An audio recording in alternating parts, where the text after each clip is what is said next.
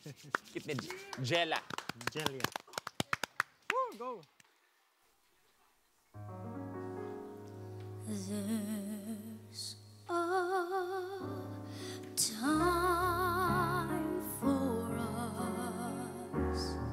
Someday there'll be a time for us. Time together with time to spare. Time to learn. Time to Iikot ko. Feeling ko, feeling ko.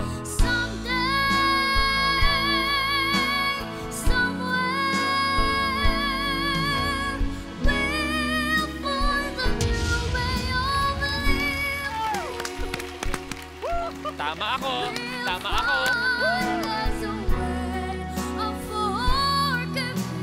Wow! Hindi ko na rin, Coach Babu!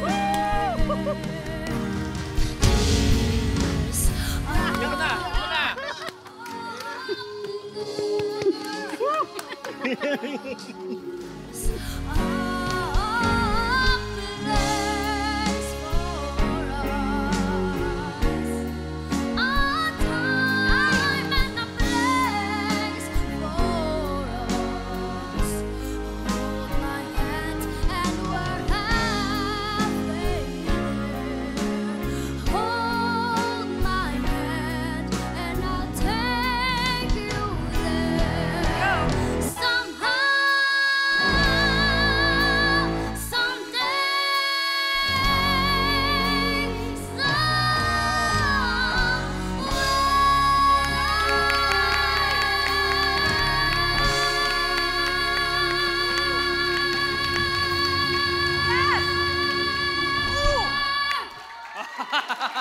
Wow! How long did you hold that one? How many seconds was that note And held? sustained it perfectly. Beautiful stuff!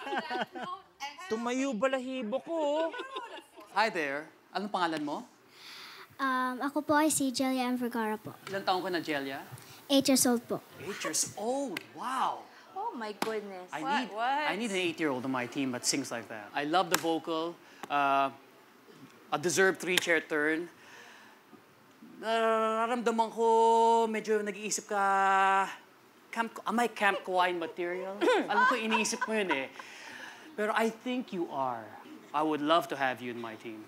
Na-realize ko mula nung nag-join ako bilang coach sa The Voice Kids na ang daming batang hindi ako kilala.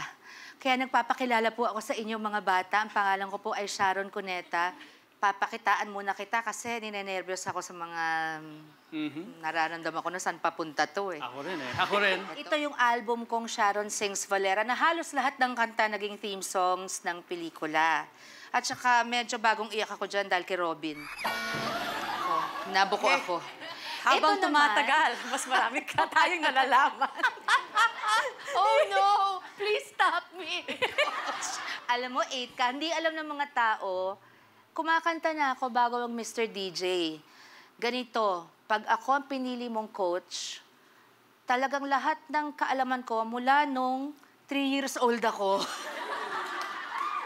Ituturo ko sa'yo, wag lang maghulog ng brush ang mami ko, ginagawa kong mic. Actually, sa totoo lang, mula nung umikot na ako, sa akin lang siya nakatingin eh. So, Oy, ginaganyan nila ako. Hindi naman ako nag-assume kasi pareho naman kayong magaling. Yung palang secret. Ano? Kasi ako nag-a-assume.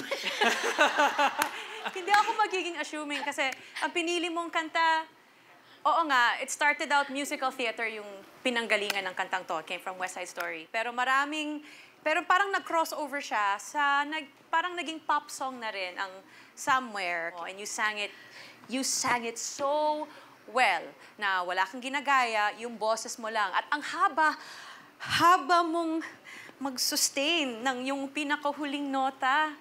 Alam mo, bagay tayo kasi ganun din ako kumanta pag nag-hold ako ng mga nota. Pag sa Camp Kawayan ka, tatagal pa yan. Actually, Ilang minuto? I wanna show you something. Muna. Okay. Alam mo si Coach Leia, ayan naman, ang laki ng picture.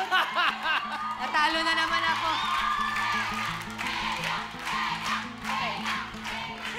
Celia, Kabuhay yung binoto! ito yung... Ayan.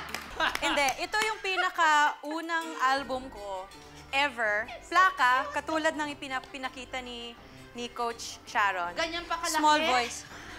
10 years old pa lang ako nung ipinalabas to. Yung nanay ko ang nag-produce. Nung mga araw na yon, walang naniniwala na ang plaka na gawa ng isang bata ay magbebenta. Yung nanay ko, yung kanyang paniwala, kung may talent ka, bebenta ka. Grabe yung paniniwala niya sa talent ko. Na nag-produce siya ng album, nag-hire siya ng mga musiko, tapos isa niya yung mga music store dati sa Raon. Kasi una, binenta niya muna sa mga mas kilalang recording company. Lahat sila nagsabi sa kanya, hindi po bebenta yan, bata yan eh. Pero tignan mo ngayon, may The Voice Kids. Ibig sabihin, may audience na gustong marinig ng mga boses ng bata. At alam mo, kahit nga yung buhok mo, bagay dito. Wow! That is good! Oh! Sleight of hand! Sinasabi ko lang to sa'yo, ay kinakwento ko lang sa'yo, yung kwento ng nanay ko. Dahil magaling ka at ganon ang paniniwala ko sa boses mo, na merong mga gustong makarinig sa boses mo. Yun lang po. Yun lang. Galing! That was a beautiful story. Grabe, kaya sila, Miel, magre-recording na kayo. Maghanda na kayo. Yeah, my mom will produce Na-inspire it. ako kay Mami Joy. Okay, Jen. What a Yeah. mom.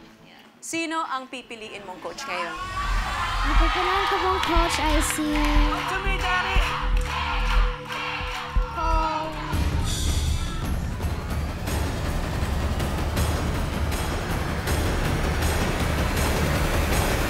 Coach Sharon po.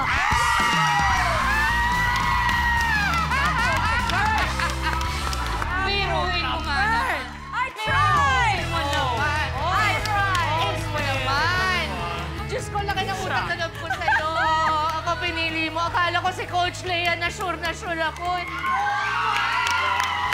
Thank you so much. I love you. I'll see you sa coaching. Thank you. Mwah. Thank you, baby.